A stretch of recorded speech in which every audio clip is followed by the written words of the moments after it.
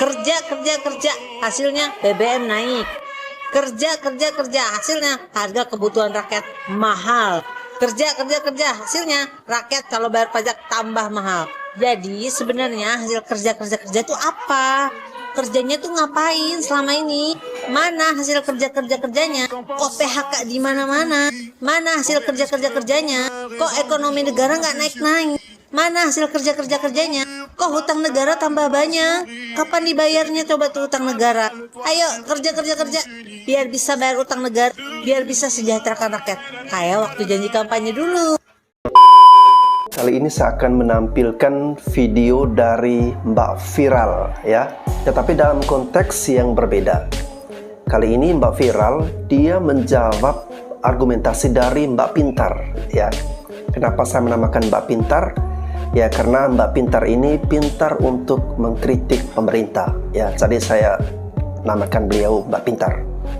Dan seperti apa jawaban dari Mbak Viral atas Mbak Pintar ini? Kita saksikan dulu video dari Mbak Pintar, setelah itu baru video Mbak Viral. Pengamat sebut Jokowi layak disebut Bapak Utang. Wow, utang di era Presiden Jokowi meroket secara tajam. Bahkan terakhir utang tercatat telah menembus 7.000 triliun. Luar biasa. Jika terus menambah utang, maka akan menambah beban keuangan negara yang mengakibatkan negara semakin tidak berdaya dan berwibawa. Kita juga bingung ya, kenapa utang negara di era Pak Jokowi itu begitu tinggi. Misalnya, kalau memang utang negara itu digunakan untuk subsidi kebutuhan rakyat, itu masih nggak masalah. Ini buktinya utang tinggi, tapi kebutuhan, harga-harga kebutuhan pokok rakyat menjulang tinggi juga. Jadi sebenarnya utang negara itu buat apa ya? Lupa, please, tolong dibatasi. Kalau memang itu bukan untuk kebutuhan rakyat, tolong stop utangnya. Kalau utang terus, kapan negara kita bisa bayarnya? Sementara kebutuhan rakyat nggak ada yang disubsidi, semuanya mahal. Utang negara itu digunakan untuk subsidi kebutuhan rakyat, itu masih nggak masalah.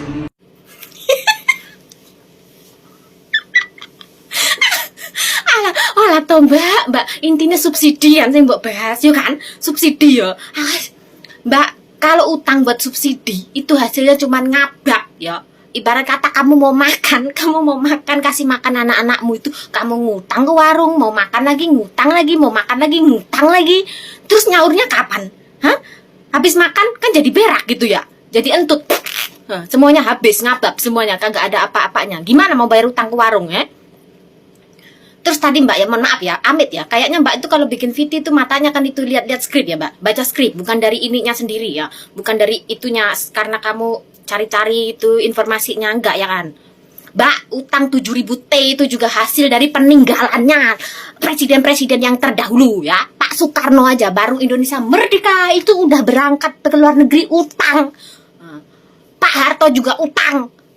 Pak Habibie yang sebentar aja jabatnya juga utang. Bu Mega demi menyubsidi rakyatnya, demi bayar utang sampai ngadol Indosat ke Singapura sana. Tahu nggak kamu? Yuk.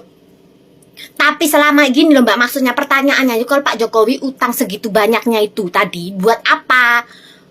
Kalau kok bisa nggak ada subsidi, mestinya mbak cari-cari dulu. Kok bisa subsidinya dihabisin? Karena kalau subsidi itu yang makan cuman penduran ya, mereka yang seharusnya subsidinya buat rakyat itu malah justru dikorupsi. Mbak dari kader mana sih mbak? Aduh, jangan-jangan ini itu ya. Kalau kita bangun tol, bangun pelabuhan, bangun bandara kayak sekarang ini kayak Pak Jokowi, nanti hasil uang dari pajak, dari pembayaran rakyat itu semuanya bisa buat bayar utang. Nah kalau harus subsidi gimana? Ayo. Nih ya, Pak Jokowi juga utang itu untuk menyelesaikan proyek-proyek mangkrak yang belum selesai, itu semuanya diselesaikan sama Pak Jokowi. Mandalika itu saya lihat kayaknya udah menggelontorkan berapa T juga kagak jadi, terus diselesaikan sama Pak Jokowi 10 tahun loh kagak jadi tuh. Bagaimana ceritanya ya? Hambalang bagaimana tuh ceritanya Hambalang, kagak ada kejelasan ya. Mosok mbak, masa ya desanya presiden aja sampai ketangkap KPK kan ya, suwek rainya mbak.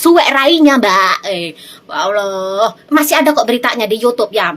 Biasanya presiden mana yang ketangkap kegap sampai mereka kayaknya meneng-menengan sama itu sesama besan. Ya Allah, ngomong itu kayak mbak sensor sedikit gitu. cita-citanya Pak Karno mau memindahkan Jakarta ibu kota ke Kalimantan, Pak Jokowi juga yang eksekusi.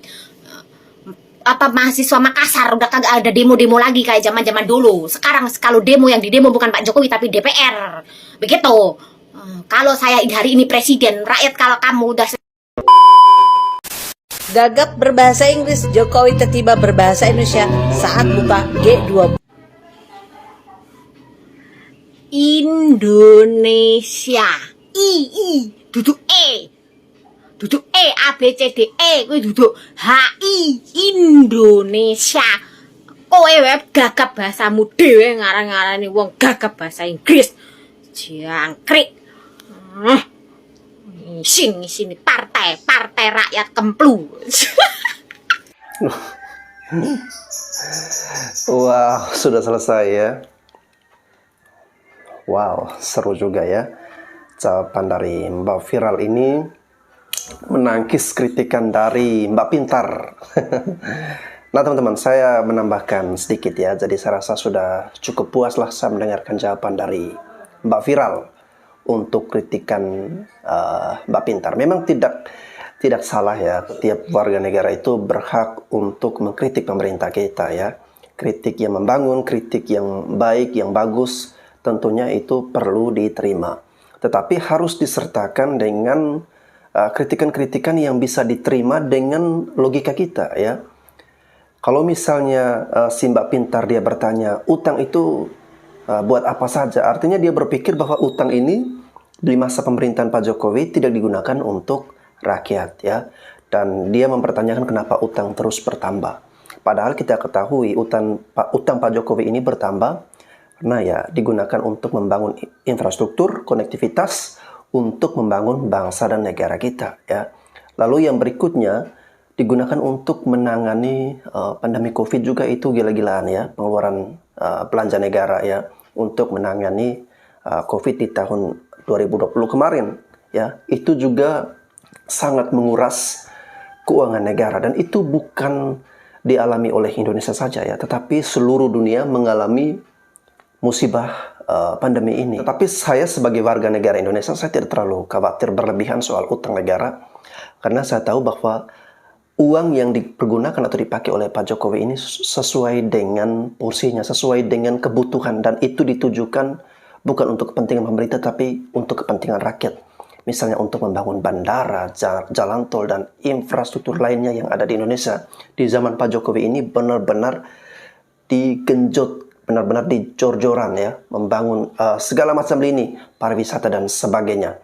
Ya, itu adalah pondasi-pondasi yang ditanamkan oleh Presiden Jokowi agar di masa mendatang kita itu bisa mengalami peningkatan pendapatan uang negara. Jadi tidak lagi bergantung dengan utang-utang luar ya. Dan untuk meningkatkan pendapatan negara ini tentunya kita perlukan pondasi yang saat ini dibangun oleh Pak Jokowi seperti jalan, bandara, jembatan, bendungan, dan berbagai akses konektivitas lainnya yang itu semua dibangun untuk merangkai konektivitas ya. Karena Indonesia ini negara kita, negara kepulauan, dibutuhkan sinergi dan integrasi yang bisa bersatu atau memadukan itu semua agar mencapai tujuan yang sebagaimana diinginkan oleh negara ya, untuk menyejahterakan rakyatnya. Oke teman-teman, demikian yang bisa saya tambahkan ya. Sorry kalau ada kesalahan atau belum sempurna dari saya, teman-teman bisa menambahkan ya.